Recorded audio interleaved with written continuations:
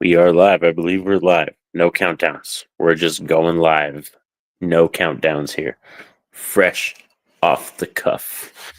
Please let me know if there's anybody in the chat watching right now or watching in the future right now. Please let me know. Can you hear me? Can you hear me now? That's what I want to know. Because obviously I can hear myself. The most important thing is, can you guys hear me? And this is just going to be a very chill live stream, like I said, post or pre-Thanksgiving hype. We're going to talk some physical media, what I've been watching, you know what I mean, favorite stuff for Thanksgiving, dishes, plans, just a little chill one, probably an hour and a half max kind of thing, nothing wild. Oh, snap. What up? Mike is in the house. I'm assuming y'all can hear me. I'm assuming. Happy early Thanksgiving. Hey, Allie, what's up? Yes, very happy to have you guys in the chat. Like I said, just very chill live stream, talking what I've been watching, physical media, and Thanksgiving plans and all that stuff. I know Mike probably not big on Thanksgiving, probably not doing nothing major for Thursday, but shout out anybody. What are you eating on Thursday? What you planning on cooking? What's going down? Thanks, Mike. Much appreciated. We're going to have to get back on it because our schedules were just kind of crazy this year. But me and Mike, a couple years back, we did a Thanksgiving kind of review video where we reviewed Thanksgiving, which is a really funny horror comedy. And there are sequels to it. And hopefully next year we need to get back on it. Maybe we'll do a Thanksgiving 2 watch along. We don't celebrate Thanksgiving here. What's your tradition? Yeah, so if people don't know, Mike is over across the pond. He lives over across the pond, so they're not big on Thanksgiving. But us, for me, I work that night before. So Wednesday night, I do work, and I work Thursday night. Do get holiday pay though. But we're doing turkey and ribs this year. So I'm going to be doing turkey in the oven. Typically I do like the butter rub with, herbs and spices and salt and pepper and garlic and everything. And then I stuff the turkey with like a quartered onion. And then I also take lemon and I quarter it and I put it inside the turkey. And then we just tent it and then put it in the oven for a while. We use one of those butterball turkeys. And then I got St. Louis style ribs to do that I'll be doing in the slow cooker. So those are our two main dishes. In terms of like what I watch though for Thanksgiving, I don't really watch football. I know that's one thing that's probably rare. Like I am a big sports guy, but I don't really watch football on Thanksgiving because my team, typically the Rams, don't play or anything like that. So I watch shows like TV show episodes, like Bob's Burgers Thanksgiving episodes. Spin City is a TV show. Michael J. Fox, I know you know that show, Mike. There's a fabulous season 1 episode that is a Thanksgiving episode with Michael J. Fox where the mayor's office gets into a cooking competition for Thanksgiving, and it's fantastic. Let's see what I was making. I'm making 2 halves of pumpkin bread tomorrow night to bring for Thanksgiving. Nice. That sounds dope. I'm a pumpkin pie guy. Definitely. That's probably, if I was to say my favorite thing about Thanksgiving, I would go through all the cooking and all the family stuff and all the working and the drama, everything to get to that pumpkin pie. I'm also bringing a can of glorious jelly cranberry sauce. Sweet traditions, man, that you have. Sounds glorious. Can't go wrong with MJF. Yeah, man, it's just one of those things. Like Michael J. Fox, like he really does have a special thing in that TV show Spin City, and that Thanksgiving episode, like I said, is one of my absolute favorites. Other ones, I'm trying to think of other shows, like even Scrubs. I'll watch Scrubs Thanksgiving episodes, How I Met Your Mother, stuff like that. I kind of do that kind of stuff. Movies, I'll probably watch movies today. Like I might watch a movie, like a Thanksgiving movie before I go to work today. Oh, snap. Anthony's Horror More. Yo, what's up, Norrin? What's up, Anthony? That's right. Roll it. We are rolling live right now. Sorry, still getting used to it. I always, live, the struggles of live. I love pumpkin pie too. I'm excited for that. And sweet potato casserole. That's one thing my sister-in-law makes. She makes the sweet potato casserole. That's her jam. Anthony and Allie saying, "Hey, what's up?" Yeah, so I'm excited because this year it's just It's been a glorious year. There's a lot to be thankful for, especially for me and my family and stuff. There's a lot to be thankful for, so I'm excited. And we're hosting, so if anybody's coming, like it's just going to be a small get together, I think, because some of our family actually did move across to the East Coast recently. So there's some of our family that's all the way in the East Coast, far away. So I don't think they're going to be able to make it. I love some delicious and nutritious mashed potatoes. Yes, scream mashed potatoes, brother. Do you like, Anthony, turkey or brown gravy? What's your preference, brother? That's a big thing too. I'm a brown gravy guy. That's more my jam. I do make turkey gravy to have because I know a lot of people like it, but I'm more of a brown gravy kind of guy. Love how we're getting right into the food. We're getting right into the meals, the Thanksgiving meals, the food. But yeah, pumpkin pie is the absolute best. Yeah, the mashed potatoes, baby.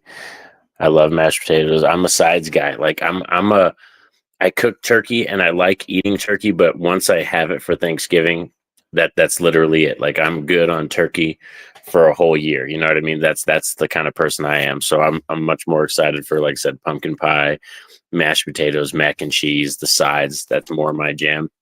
Because turkey, I'm mediocre on. Once I have it, I'm okay with it, and I'm good for, like I said, a whole another year till we eat it again. That's why I typically do one meat, like the turkey, and then we do a second meat. Last year we did ham. This year I'm doing ribs.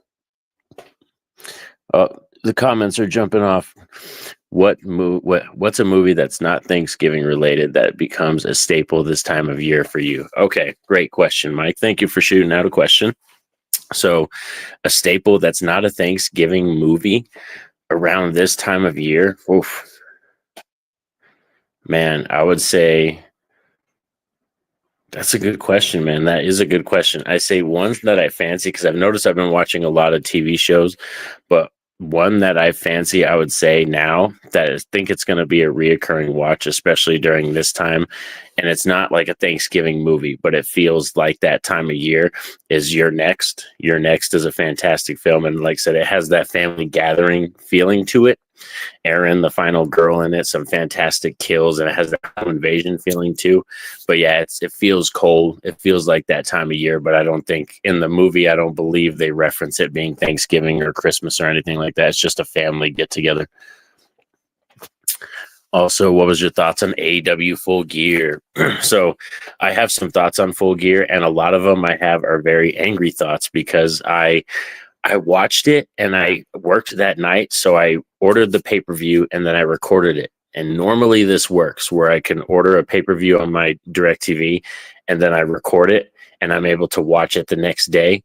So I watched all the way up to Jack Perry and Daniel Garcia. That's as far as I got in the pay-per-view. And then I needed to rest. So I took a couple hour nap before I went to work. And dude, when I went to go watch it the next day, the whole recording was all black. It was just like 6 hours. Like it was just literally like 6 hours straight of all black. There's no sound. There was no wrestling. I was like, what is going on? So I had to call DirecTV and kind of bitch them out a bit and stuff. So I'm upset because I missed basically half of it. I missed all the good matches. So I had to look up to see what happened with Jon Moxley, Bobby Lashley, Swerve. I had to look that up because I only got as far as Jack Perry and Daniel Garcia. And then, like I said, I laid down, I crashed out. Takeshita, I missed the Takeshita match, but oh man, what I liked about it was that it set up storylines for the future, and it definitely set up some feuds that are going on and that are interesting stuff. But I'm still very upset that I didn't get a chance to watch the full thing. Oh man, they're popping off. I don't know where I last saw. Okay, here we go. My mom is gonna make some deviled eggs and green bean casserole. Ooh, deviled eggs. I'm a huge egg fan, but I don't eat deviled eggs. It's like the one style of egg that I don't eat. The sides are where it's at. Also the desserts. Allie knows what's up. I'm also excited for dressing. Do you make your own dressing, or who makes it? Is it your own homemade thing, or do you get like one of the store ones or something like that? Your Next is fire. Yes, it is. It is very fire. Your Next is awesome. Yes, great final girl. I love the jerk brother too. Yeah, that jerk brother is funny. He's in I believe Ty West is in here too. Ty West is in this movie too, but that guy is in uh House of the Devil. Felix, you're freaking low life. Yeah, that Your Next is good, man. Like for real, that's a classic right there. Now that it's going to be a reoccurring one that I think will grow on people because when it came out, it wasn't really that big, but I think over time that one's going to grow like a huge cult following. I have a question for you. Where did you come up with your YouTube channel name? I've been curious about the Norin part of it for a while. Okay, so Norin Red 89 is actually my gamer tag and like this kind of fan fictional name thing that I used to write fan fiction for. But the real name is for Silver Surfer, the character that Stan Lee like created. It's the actual character's real name, this a certain version of it, but there's other different versions of Silver Surfer over the years. But yeah, that original name was Norn Rad. But then I would just use it to write fan fictional stories because I thought it was a cool name and I love the way it sounded and stuff like that. And then I used it as my gamer tag too. And then that's how I made my channel too. Because when my channel first started, I did just kind of gaming content and then it transitioned. Thank you for the question, Ali. Thank you very much. What are some of your favorite films of this year so far, horror or otherwise? So my favorite films this year, I've been watching a lot of horror. I really haven't dipped outside of the horror genre much. I would say non-horror, my favorite film this year is still probably Dune Part 2, if it's non-horror that we're talking about. And then horror movies, Alien Romulus is right up there. And then a close second, I really, really liked what was it? Damn it, I can't remember the name now. Late Night with the Devil. That's it, with David Desmelchian. So Alien Romulus and Late Night with the Devil, because Alien Romulus, it basically gave me everything I wanted. It was everything I wanted in an alien film. I got emotional about it. Like it was the only film this year so far that I like actually cried at. Like I cried. Another good shout out that was Oddity. That was a good surprise. I really liked Oddity. That was a good one. I believe that one's on Shudder. And then I'm trying to think of more non-horror, but I really haven't dipped my toes into stuff that was outside of the horror genre.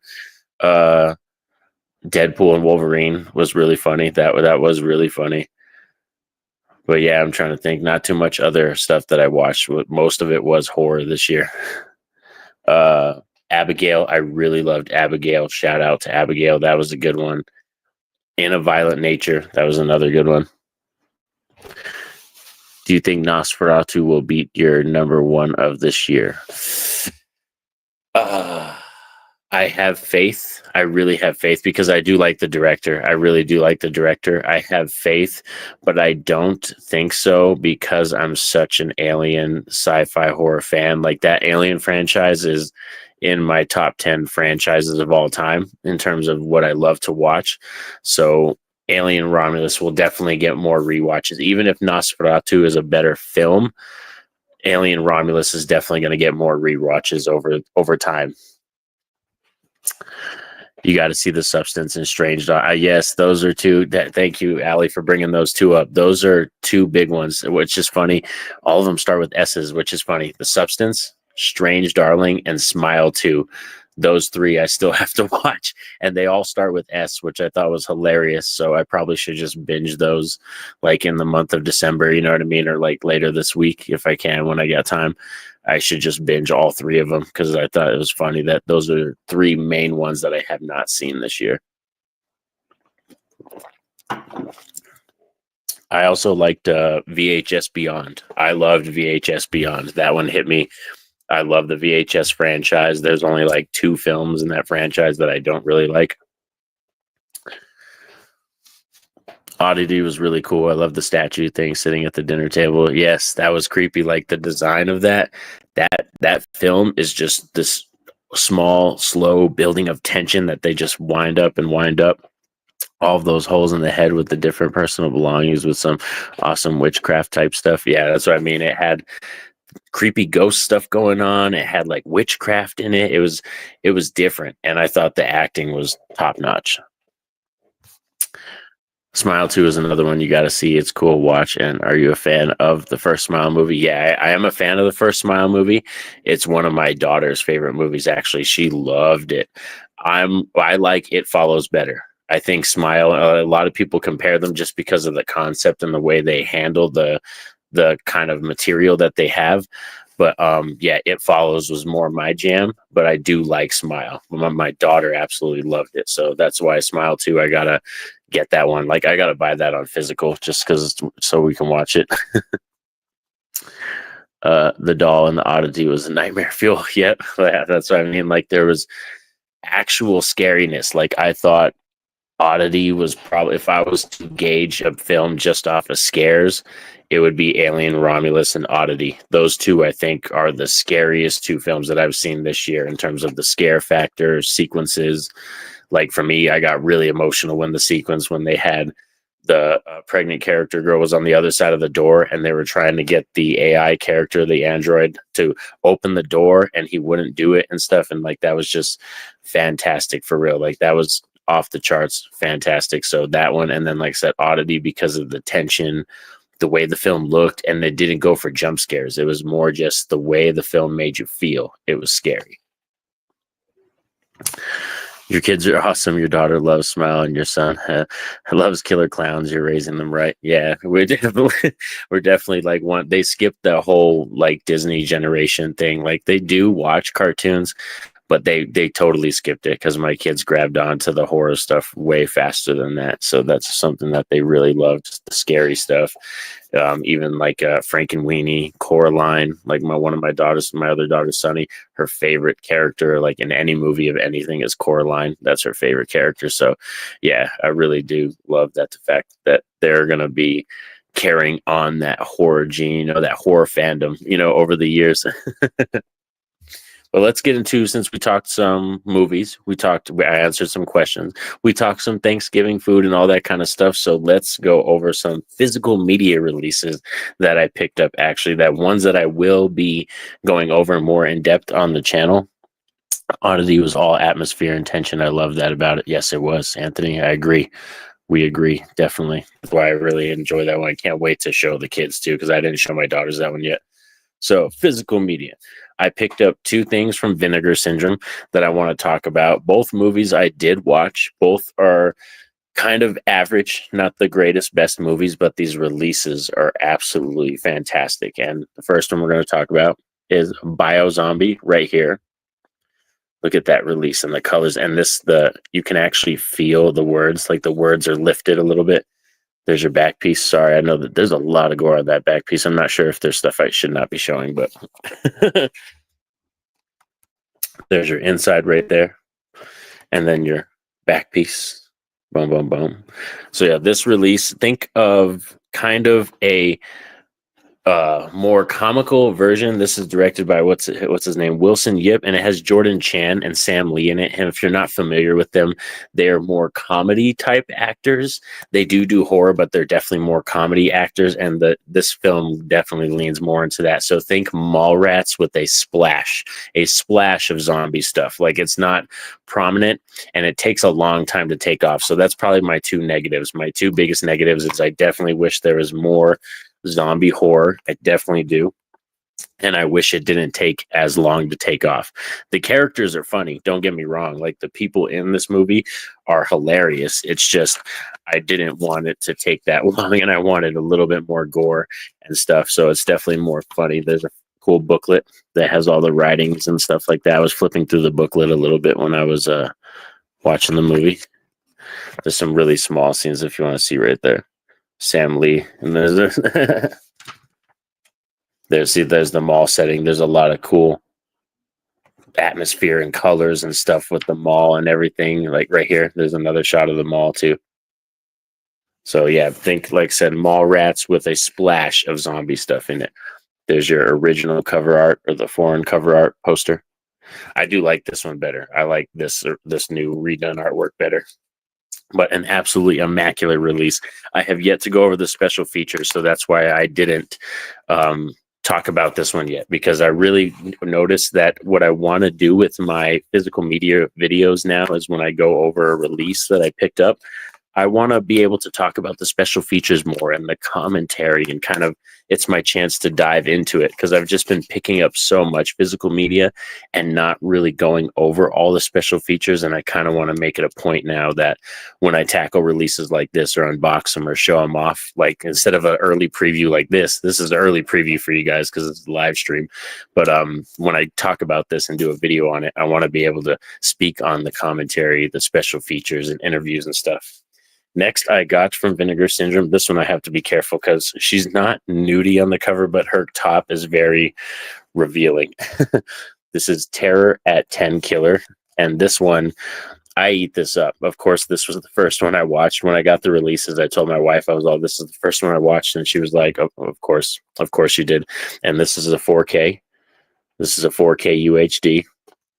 And I believe this was shot on 35, no, 8, I can't remember. I think this is shot on 35 millimeter. But yes, I eat this up because I love camp stuff. Like, I love camp settings, and I eat that up. Any film that is a slasher style film that is a camp setting, I'm all there for it. Physical media, love it. Yes.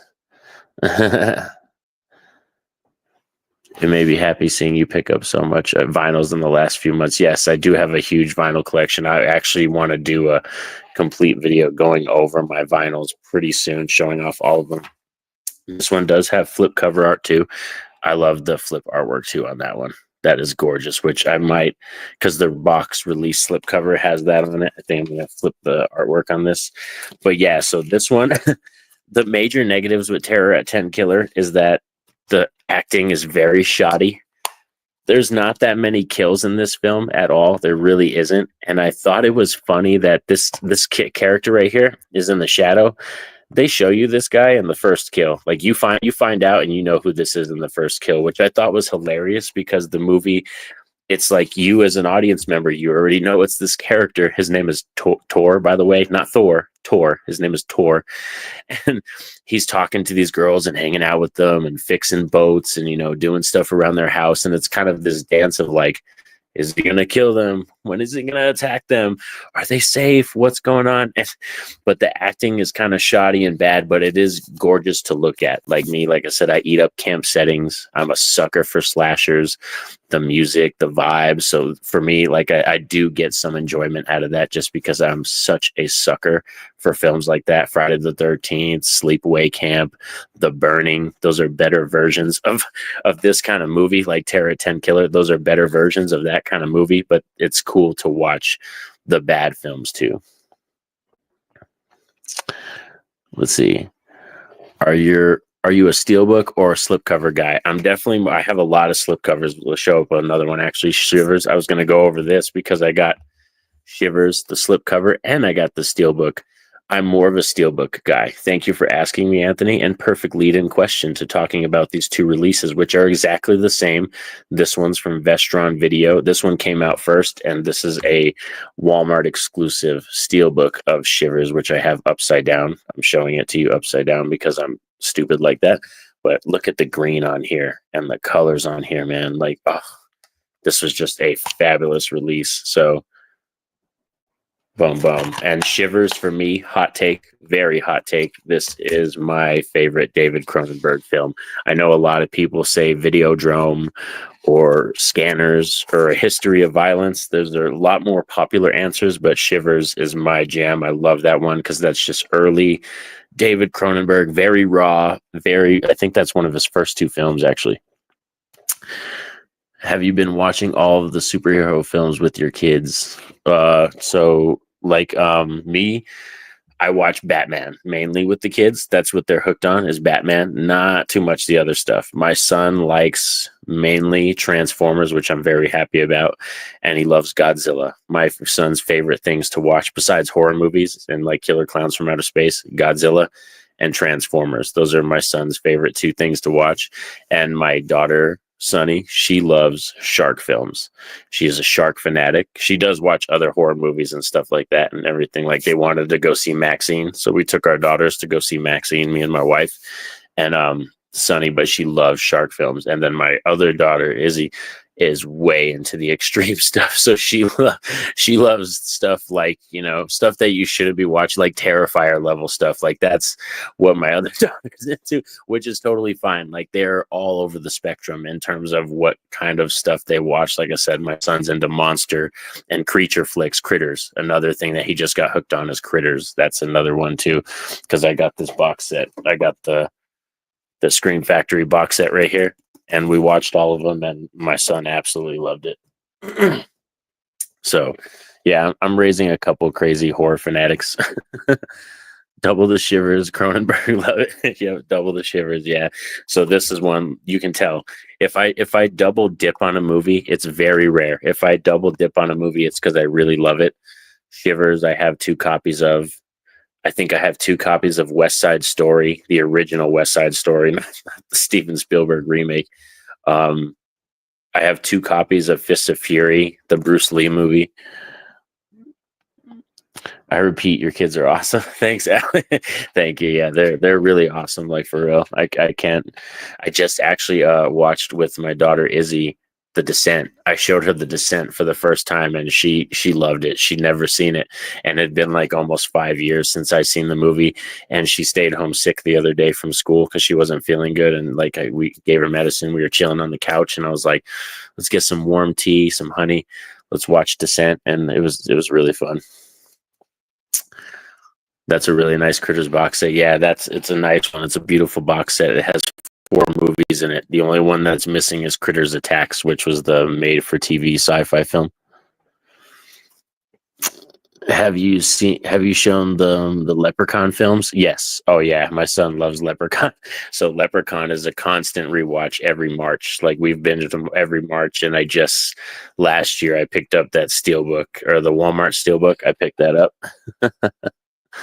Hell yeah, The Descent is fire. That for real. Like I forgot how good it was. Some of the sequences, like for real, like when that one girl falls and she like cracks the bone in her leg, and then the medic girl has to shove it back in her leg. Like, oh, my daughter was just like, she was all like, oh, like I was like, it still makes you squirm, even if you've seen it a bunch of times. That scene still makes you squirm because you're just like, hold on, let me shove this back in. You're like, oh my god. Also, the scene when they're like trying to hook the hooks, like the climbing hooks, and they're trying to crawl across, and they use one of those old ones, and it falls out. Like, oh. The real question, Anthony, has he shown the kids the Puppet Master movies? So my daughter, that's one thing that I kind of sucks. My daughters don't like the Puppet Master movies. I've tried to show my daughters them. They don't really like them. Like, to be honest, I think Izzy loves Chucky. She loves the Chucky stuff, so that's more her jam. But in terms of Puppet Master or demonic toys or anything like that, yeah, they don't really get into those. So that was one thing that's kind of more of a me thing, I guess. It's just for me, which is fine, because like I said, the Puppet Masters calls to my childhood, and I love returning to them. A buddy of mine recently, Millennial, he watched all the Puppet Master films last year. So that was fun for him because he's not really a big horror guy. And for some reason, I was reviewing them all on the channel, and my buddy decided to watch them all, and he had a blast. Yeah, so yeah, it's just, that's the thing that sucked, is they weren't into it as much as Chucky. They definitely like Child's Play. That's more their jam. Even the Chucky TV show, we enjoyed the Chucky TV show and stuff. I wish that didn't get canceled, but I'm pretty sure, what's his name, he's gonna do some other stuff with the characters, of course. But yeah, that is one thing that's kind of funny, is like how everybody's different horror tastes and genres. Like I'm such a slasher guy. Hatchet, Friday the 13th, Nightmare on Elm Street, that's totally my jam. So any kind of films like that, I'm gonna eat up. I also got Eaten Alive. I know Allie recently saw that video. If you haven't, go to the channel. I recently did a video on Eaten Alive talking about that release, which was a fun blind buy, which was funny because I thought it was the Lamberto Bava cannibal film from 1980, and that one came out in 1976. So it was kind of funny. The films came out really close together. They have the same title, totally different directors and totally different concepts. I loved renting all the Puppet Master films from Blockbuster. One of the best, one of the best scores. Yes, for real. That is like, I believe that's Richard Band who does all the music for them, and that's why I love Richard Band. Does this kind of hallmarky Lifetime type music that you would see in like B movie type television shows, but they put it in those Puppet Master films, and it's just like, like it's just perfect for real. So I totally agree, Anthony. You're warming me up to watching Puppet Master. Is that what you guys want me to do? That's what Anthony and Allie want me to do. They just want me to watch Puppet Master today. They're warming me up, they're coaxing me into it. So yeah, that's one thing that I don't know. I'll probably, because I work tonight. That's why this Thanksgiving week's a little rough. I work tonight, Wednesday night, and Thursday night, even though I don't go until 10 p.m. So I'll have plenty of time to cook the turkey and do the sides, which a lot of our sides and stuff we're going to do Wednesday. So it's just prepped and ready already. And then Thursday, it'll just be all focusing on the turkey and the ribs, basically. And the stuffing or the dressing. We also do that on the day of. Absolutely, man. Make it a Puppet Master day. Yep. See, I think we're gonna have to. I think we settled on it now. Definitely. And which? Oh, by the way, Anthony, what's your favorite Puppet Master movie? I know the most popular answer is usually 3. I'm a 2 guy. I'm a Puppet Master 2 guy, but I have fun with all of them. There's some enjoyment with all of them. I would say the only one, I forgot what it was, where it's at. It was the 6th one. The Curse of the Puppet Master, I believe, was the only one that I'm kind of, but I'm like, I can do without that. But I can do the Littlest Reich, all those Axis of Evil. They're hilarious. Even though I feel like Puppet Master, the Littlest Reich, I don't think you can get that made today. My family and I decided to cook fajitas for Thanksgiving this year. That's awesome, bro. Like doing something different. See, doing something different. One year I will do that eventually, but we do turkey really for Thanksgiving because typically our Christmas plans for Christmas Eve, we do Italian dinner. So my mom's side of the family, my side is all Italian and Jewish. So for Christmas, it's all Italian food. It's pasta, lasagna, garlic bread, all that kind of stuff. That's what we do for Christmas. I know some families, they do turkey again for Christmas, but yeah, we don't do that. And then, yeah, like I said, Thanksgiving, it's typically turkey and then one other kind of meat. So, but that's dope, dude. Fajitas, that sounds awesome right there. One thing that we did for, I believe it was Halloween one year, we did Navajo tacos. Yeah, we did Navajo tacos one year for Halloween. That was really cool. So yeah, it's good to switch it up every now and then because you don't want to do the same stuff. My favorite is probably the second one as well, but I don't love how weird the first movie is with the psychics and everything. The first one is very like almost like a dream. Like, yeah, like you can almost see like what is real. Like it's kind of confusing because like you said, the psychics are in it and there's so many different characters in that one.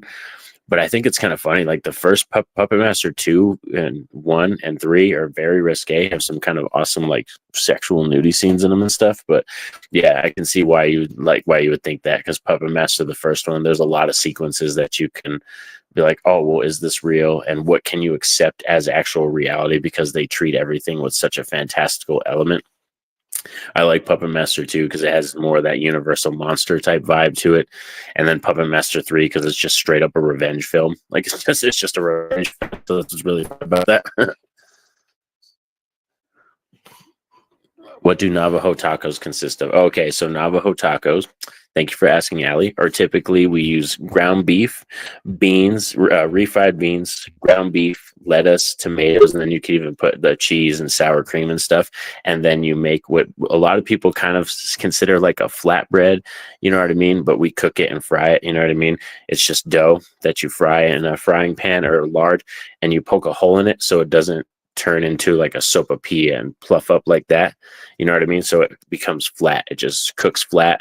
You fry it, and then you put all the dressings on top of it. You know, you put the ground beef, the beans, the tacos, and everything. I mean, the tacos, the ground beef, the lettuce, the cheese, and everything on top. And then you just dig in and stuff. So, yeah, that's a Navajo taco. Fry bread is typically what it's called. That's another word you could use for it. Fry bread is what it's called. But yeah, it's just dough that you stretch out, make it into a circle, and it's probably about a quarter of an inch thick or half an inch thick.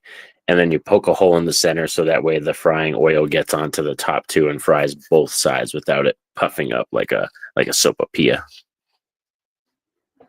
But yeah, they're typically really good. I don't like beans, so I do mine without beans. I don't like beans. But yeah, usually it's ground beef, beans, lettuce, tomatoes, and cheese on top. And you can do sour cream as well.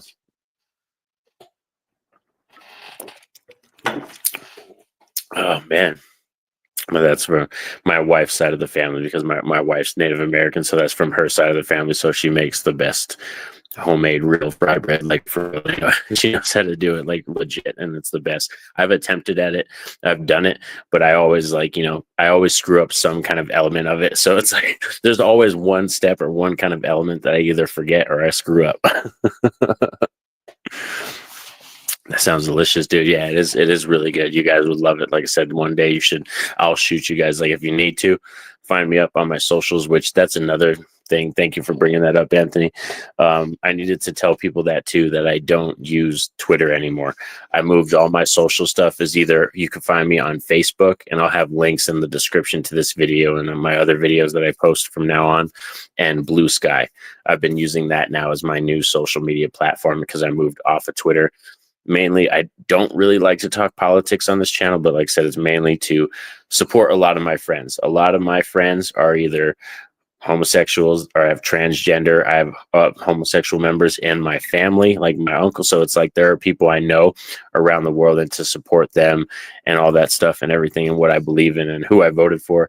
I moved over to the Bluesky app. I know we don't really like to talk political stuff on the channel and everything, but that's why. And thank you, Anthony, for bringing that up. Just so you guys, I wanted to say that. So if you need to, hit me up on either Facebook or Bluesky or whatever, and find my socials, and I can shoot you guys a recipe. That way you can make it, and you will absolutely love it. Oh, I've never tried Instagram. I'm such an old man with that. Like my kids have Instagram, and even my daughter said that. She was like, "Dad, you should use." She's like, "You should use Instagram because you can promote and do some cool stuff for your channel if you use that." So I might have to get on Instagram because I've gotten multiple suggestions or advice from different people that said you should go on there and promote stuff for your channel because that's another good way. But yeah, definitely. Like I said, if you need a recipe, I will shoot it to you. And also, like what other watches? I was trying to think, what else did I watch recently? Ooh, a recent watch. Let's talk some recent watches. I did watch Tokyo Gore Police because I've been doing some extreme horror. I haven't reviewed the movies on my channel, but I did watch some other extreme horror movies. Tokyo Gore Police. I highly recommend that one because I feel like I would put that on a list of 100 movies that everybody must see before they die. I would put Tokyo Gore Police on there. It's probably a 7 out of 10 film for me, mainly because of the content and the way they try to handle and the tone of the film. But just to see what they were able to accomplish and what they did with this movie and how bombastic it is, yeah, I would put Tokyo Gore Police on a list of 100 movies that everybody must see before they die. I watched also Irreversible. I watched that again, which that was just as rough as the first time, but it is still a very good movie. I watched Climax, which is another Gaspar Noé film. And Climax, that one was, I wanted more out of that. It was really cool, and I like what he was trying to do with that film, and I think it was very artistic, but I wanted a little bit more out of Climax. I'm not a social media guy either, but Instagram has been pretty great with allowing me to communicate with friends on YouTube. Cool. Thank you, Anthony, for letting me know that, bro. See, that's what I feel comfortable now doing it. I'll probably do it, and then you just have my daughters kind of walk me through it one day and be like, "This is how you change things and how you post and tag people and stuff." Because that's what's funny is like kids are always up to date on all the latest stuff. You know what I mean? There are moments recently over the last week. You could talk to my wife. You could ask my wife. There's been moments over the last week where I've really felt my age in terms of things that are going on.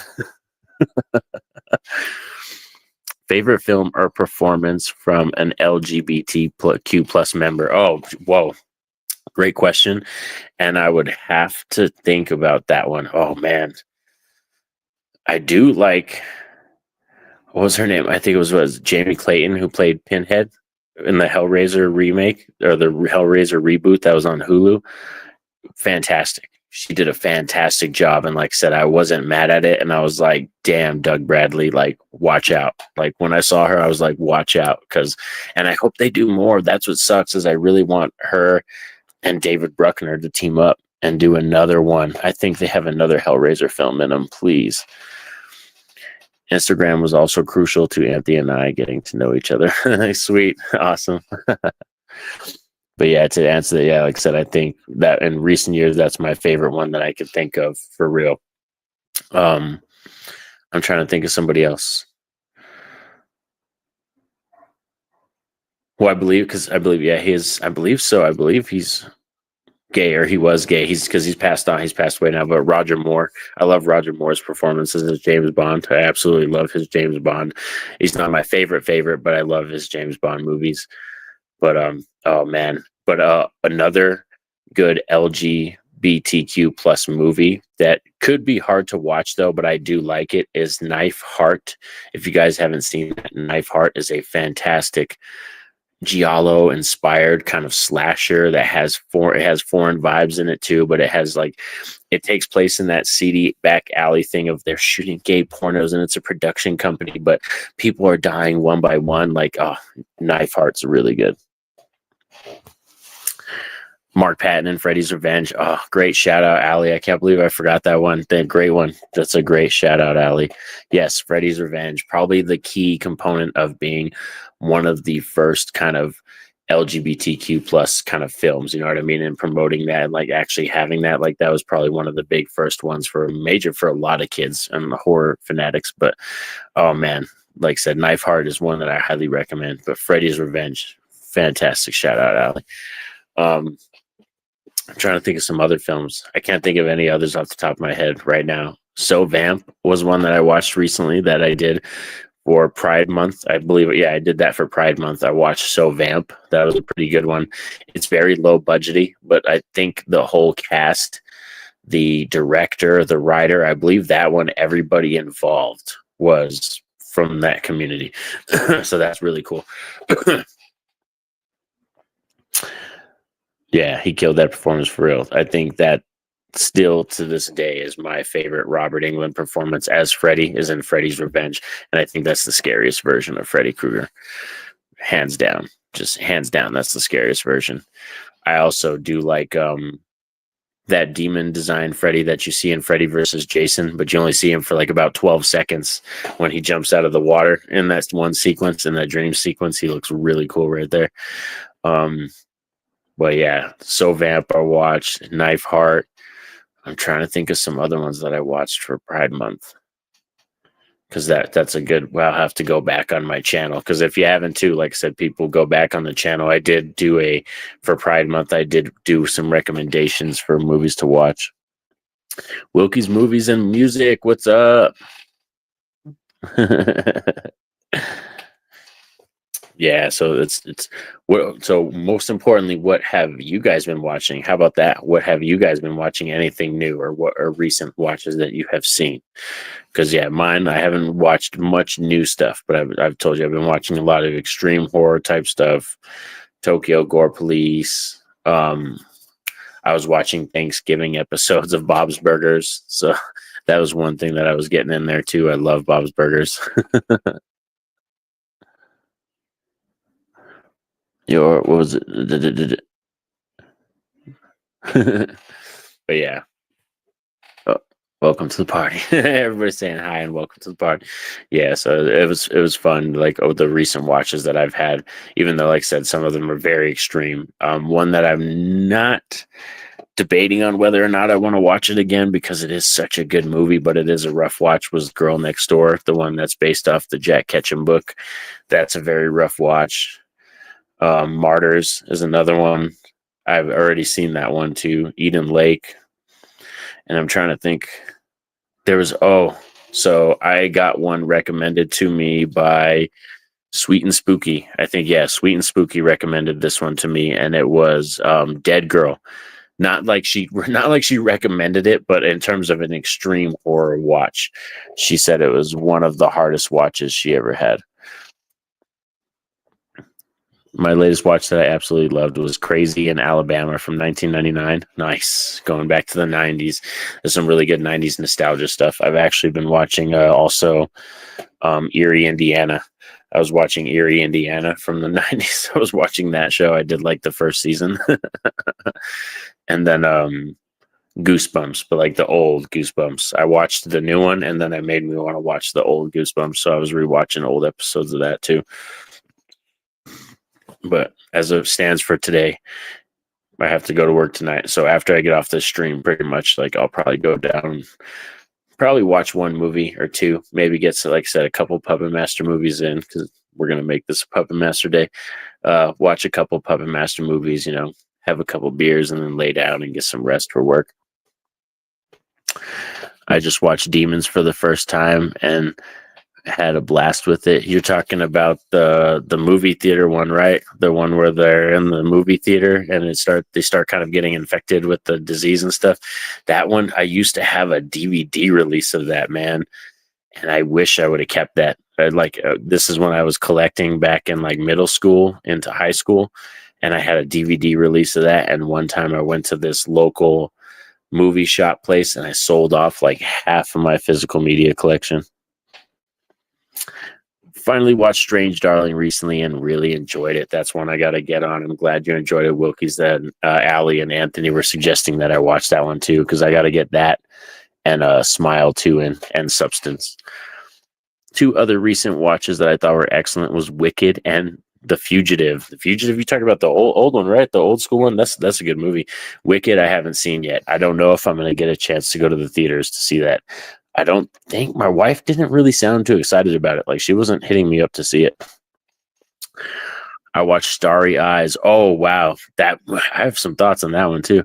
And that was really good too. It reminded me a lot of Neon Demon. So that I've heard that same thing, dude. And I want to watch Neon Demon because I didn't like Starry Eyes. I watched it and I was just like, in my mind, kept thinking there's a better version of this film. So I think I gave Starry Eyes like a 6.5 out of 10 when I reviewed it.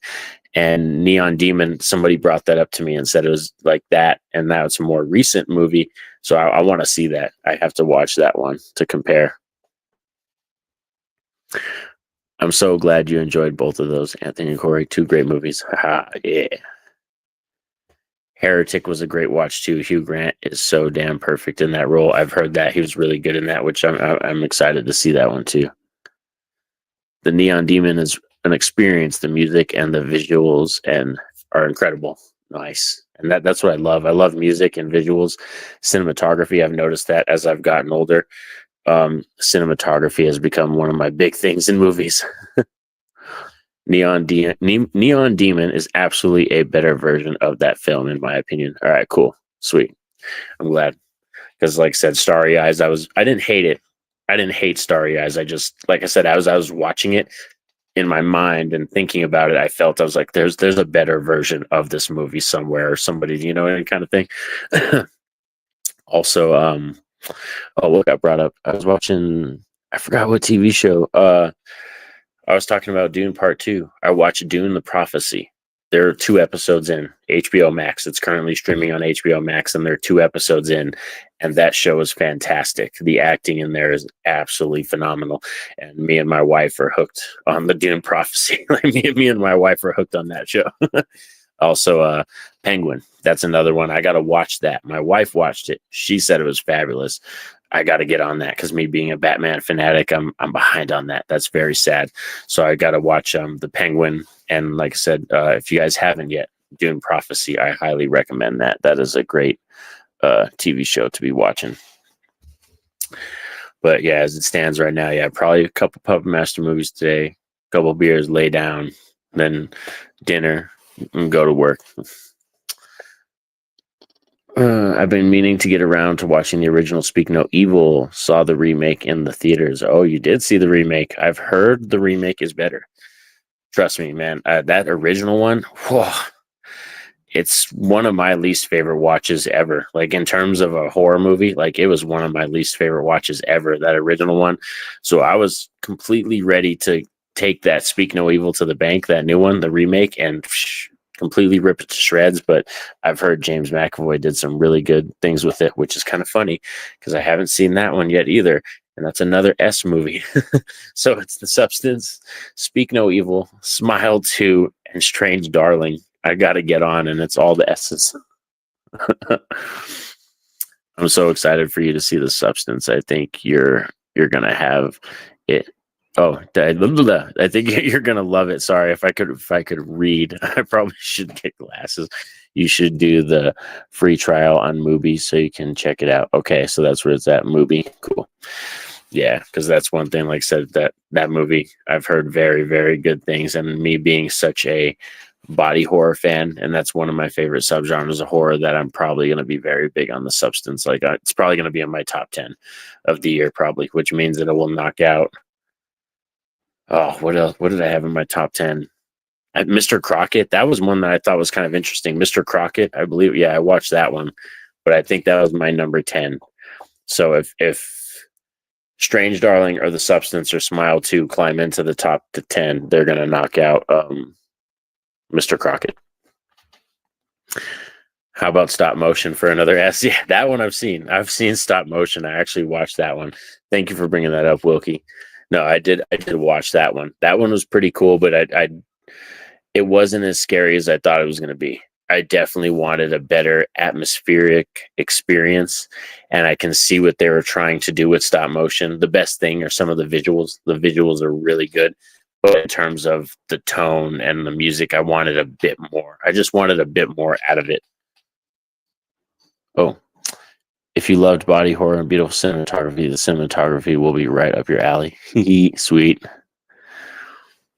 Also, the music in The Substance has a great score. I've heard that too. I heard this music was badass. My friend said he was jamming it.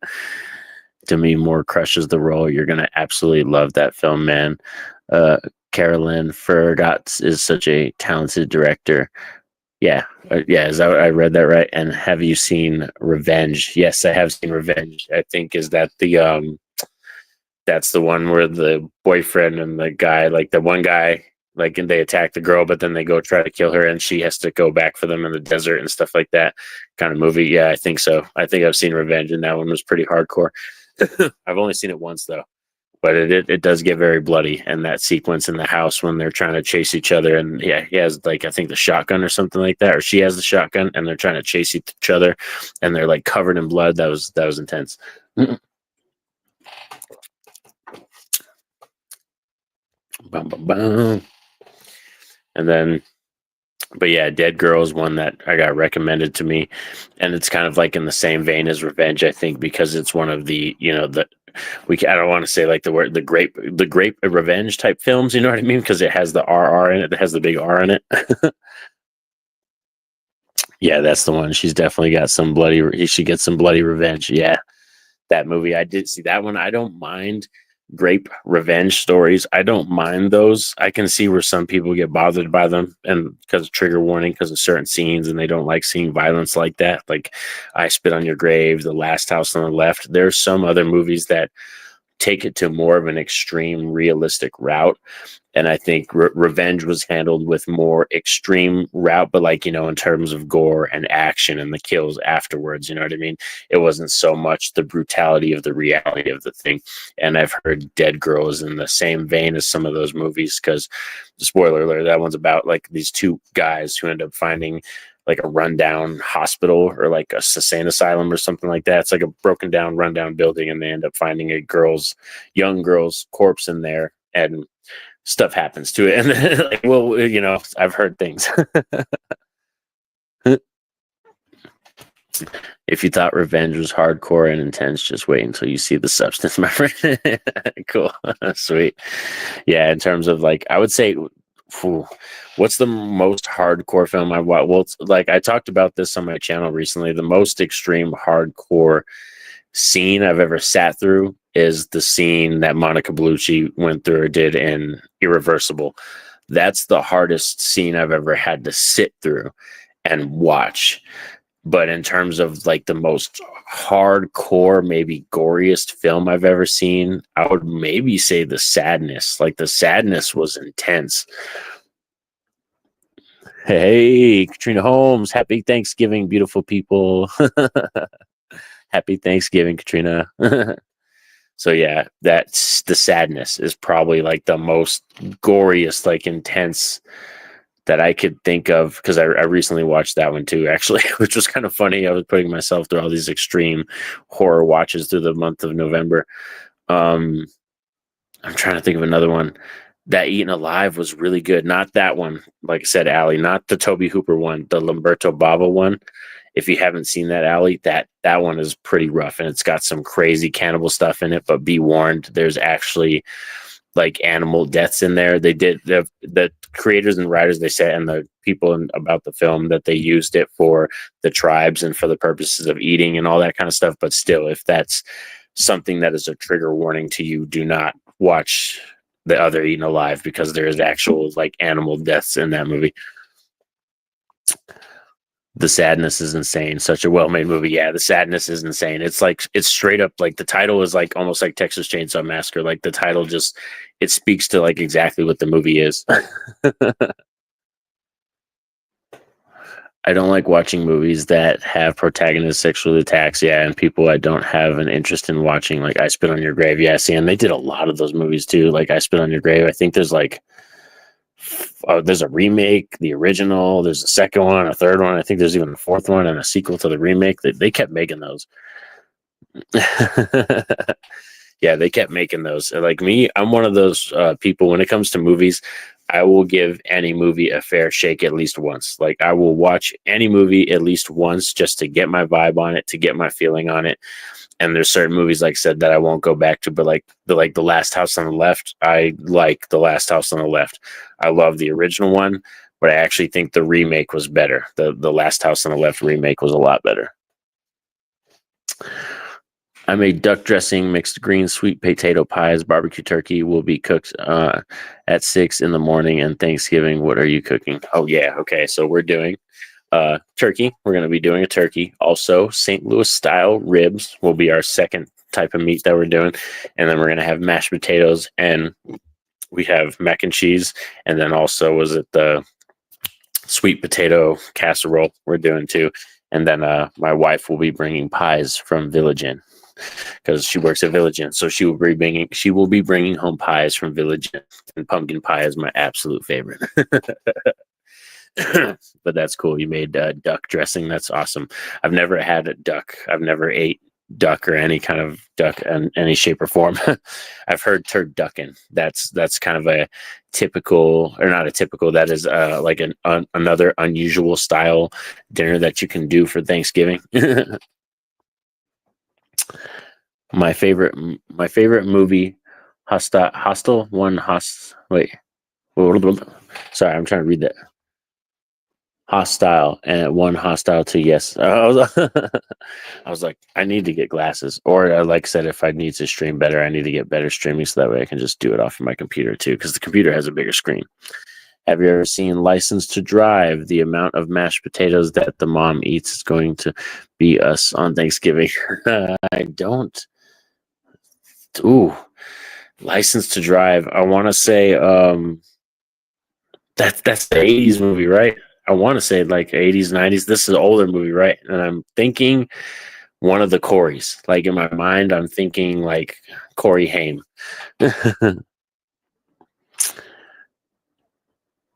I know what it is. I'm a chef. Okay, cool.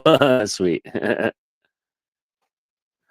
The Last House on the Left remake was very well done, but that sexual assault scene was tough to watch, and I saw it in the theater. Yeah, that would have been a crazy watch. And I think I did see that in the theaters too.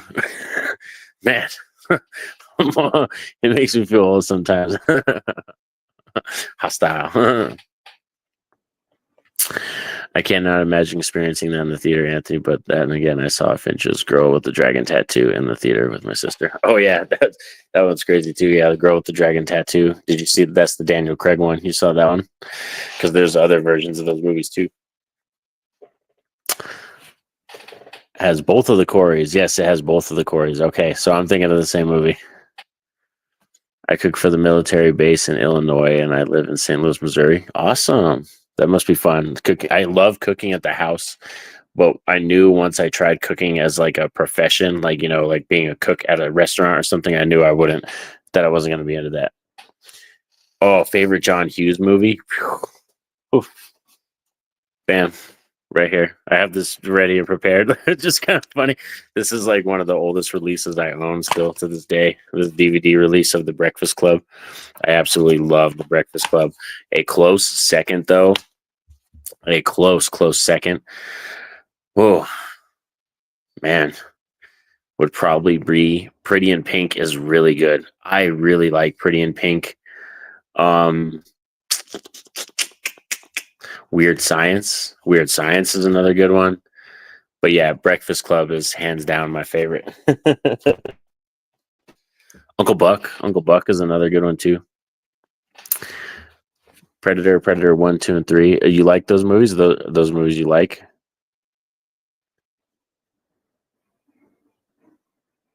Scott Air Force Base. I think, yeah, Wilkie's asking you Scott Air Force Base. I was making deep dish pizza with easy bake oven before I knew what deep dish pizza was. My favorite film by John Hughes is 16 Candles and Ferris Bueller's Day Off. Nice. Those are good. Very good choices. A lot of people don't like Ferris Bueller's Day Off, which is kind of funny. Like I recently ran into like a community like of people that I found out that don't like Ferris Bueller's Day Off because they think Ferris is like a complete like a-hole, the character. So yeah, that was kind of fun that they thought that they just don't like the character. Apparently it doesn't age very well, that movie. I just thought, I don't know why. But yeah, I eat up Breakfast Club and Pretty in Pink, and yeah, Weird Science. I have the Steelbook. I have the Steelbook for Pretty in Pink, the Steelbook for Weird Science, and I want to get a Steelbook for this. I wish they would do a very nice release. I wish somebody would do like a chunky box release of the Breakfast Club or like a Steelbook of this, because I would buy that in a heartbeat.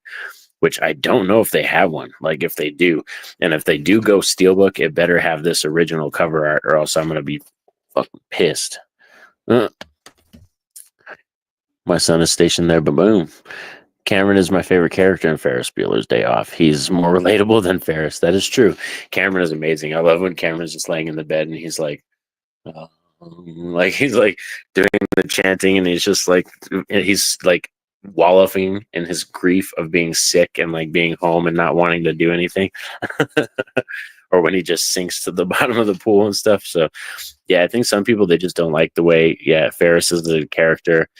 They said some of the stuff doesn't age very well with like the teacher trying to break into a child's home, you know what I mean, stuff like that. But it's the 80s, man. Like people need to just let that go. You do know that they're getting ready to reboot Ferris Bueller's Day Off. Oh snap, I don't know about that. That's a good one too. Because I would say John Hughes movies are the movies, like these are perfect examples. His films are perfect examples of movies that you probably shouldn't redo. Like just me as a person, like, and me thinking as a producer or writer, if I was any of those things, I would not want to be the one to tackle a Breakfast Club remake or a 16 Candles remake or Ferris Bueller's Day Off remake. I would be like, get that shit out of here, because I don't want to do none of that. Like I'd be like, yeah, I don't think anybody wants to see that. Those are movies that are like capsules in time, so you don't really want to f with that. Because yeah, for real, like this, I can't see the Breakfast Club happening now and it having the same effect as this movie. I like Cameron when he's trying to talk himself into going, yeah. Or I like how he does the voices on the phone, like the and like he does all the like grown up voices and stuff when he's trying to act like Ferris's father and stuff and everything to call him out sick. Like that, that's a good scene. So yeah, there's a lot to love about it. Jennifer Grey in that one is great. Jennifer Grey is absolutely freaking gorgeous. Everyone knows somebody just like Ferris tell you what to do to boss you around. Yeah, that is true. Yes, Corey, he'll keep calling him. He'll keep calling him. Speaking of Thanksgiving and John Hughes, do you enjoy the film Dutch? Whoa, okay. Is that I'll have to write that down, Anthony. Right, Dutch? Yeah, I'm gonna have to write that down. I've never seen that. Yeah, of course I don't have a freaking pen near me. But yeah, I have a desk and I don't have a freaking pen near me. But no, I have never seen that. I'll definitely have to bookmark that. Yes, they're talking about the Breakfast Club as well. So yeah, I wouldn't doubt it. Like I figured anything they'll over time eventually they'll remake anything. But yeah, the Breakfast Club, like because they're gonna go two ways. They're either going to modernize this film, which is a bad idea. Like if I was gonna do this, if I was gonna do the Breakfast Club and tackle it, I would make it a '90s movie. I would get '90s style characters, like, versions of these characters, but make it '90s and kind of modernize it for that era. Not make it a 2020s or a 2000 teens movie. I would make it a '90s movie and try to make it a Breakfast Club version. Maybe that's what I would try to do, and I possibly might work. Jennifer Grey was amazing in Ferris Bueller's Day Off. I love when she kicks Mr. Rooney. Yeah, she's the bomb for real. She's great in that movie. The Charlie Sheen cameo is funny too. You do know that they have the nerve to try to reboot Footloose. Oh, Footloose. Oh yeah, yeah. They'll do anything. Anything could be remade. That's the whole jam. But we're coming on. Yeah, see, we're over an hour, but it's been glorious hanging with you all. Like I said, I wanted to keep this one nice and tight, just a little short. Like I said, don't want to overstay my welcome too much. I've had a lot of fun chatting with you guys. You brought up some amazing questions, talking about Thanksgiving, talking about some awesome physical media releases and what we've been watching and all that kind of stuff. And this wouldn't have been as awesome as of a live stream if it wasn't for all of you. So like I said, all the people in the chat and also all the people that do watch in the future, I greatly appreciate it, and leave a like on the stream as well. I also appreciate that because you wouldn't believe how much that actually helps out us content creators. But like I said, I didn't want to overstay my welcome too much because I do have work tonight, so I'm going to be chilling out, like I said, having a couple beers, and because Anthony and Allie suggested it, we're going to be jamming and watching some Puppet Master today. So I hope you all have a safe and happy one and have an awesome Thanksgiving, because I don't know, I probably won't be posting videos in the next couple days or anything like that. I'll just be chilling, hanging with the family, working and cooking and stuff. So everybody out there, have an awesome Thanksgiving. Peace out.